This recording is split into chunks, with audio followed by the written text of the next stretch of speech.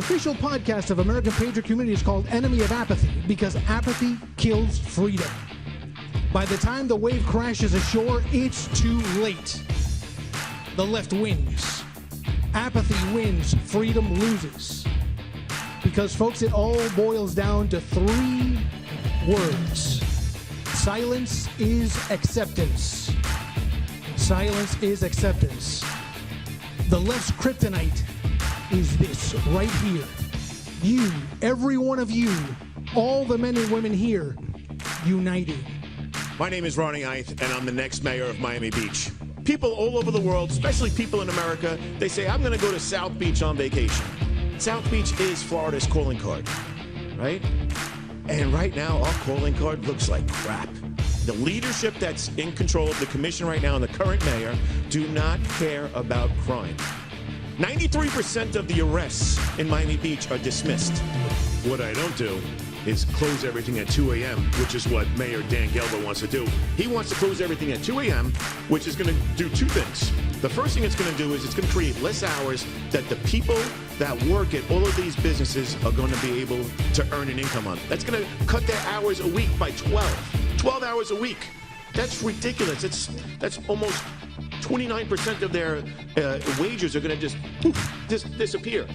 We had at the commission meeting last month, we had the chief from Miami-Dade Police come in and say that we can't do a zero tolerance policy because that is going to really create a bad environment for people that are not going to be able to enjoy themselves. Newsflash, people can't enjoy themselves now because it's like a Grateful Dead concert with WAP being played, on loudspeakers. It's ridiculousness.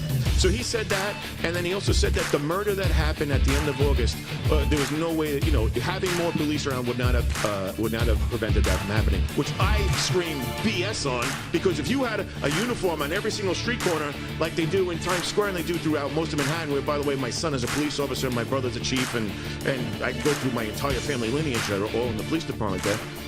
That's how they effectively police high traffic areas. Why we don't do it in the city of Miami Beach, either they're incompetent, either Dan Gelber and his crew are incompetent, or they're in on it. Either way, they gotta go. I'm Anthony Sabatini. I'm a state representative. Most of you guys probably know me because of either my tweets or my lawsuits. I sued every single city and county in the state of Florida that had a mask mandate.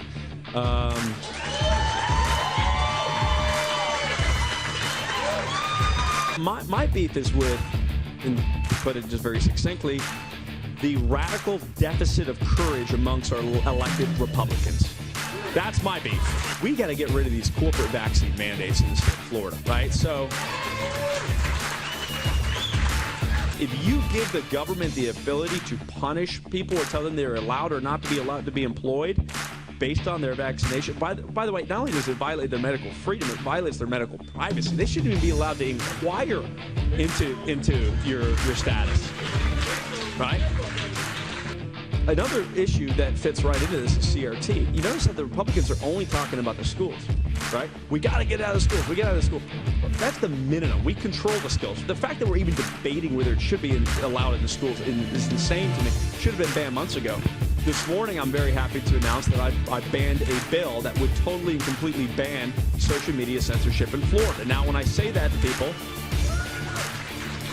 they're like, I'm so confused. I thought we did that last year. Wasn't like DeSantis talking about a social media censorship bill?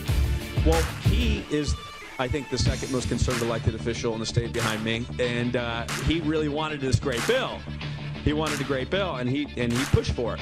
But the horrible legislature watered it down and created this like fake product. Well, one of them is that I think the law that's going to really save this country and really save us, and that's the Second Amendment. So here's what I think about the Second Amendment. The Republicans, a lot of these Republicans want you to pat them on the back for defending the Second Amendment. The truth of the matter is, once you're in charge, like we are in Florida, by overwhelming margins, you shouldn't be just defending anything. You should be going on offense.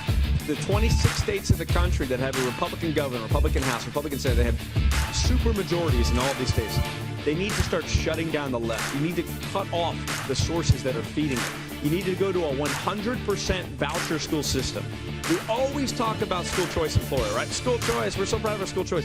The truth of the matter is the school choice is really only for 2 people. People who have enough money to get their kids out of the schools and of course the extremely indigent who are allowed to leave the failing schools to go somewhere else. The middle class, the working people of this country, don't need to be told that they have to send their kid anywhere. We need 100% school choice, and we have to shut down these leftist, insane factories that the public schools have become.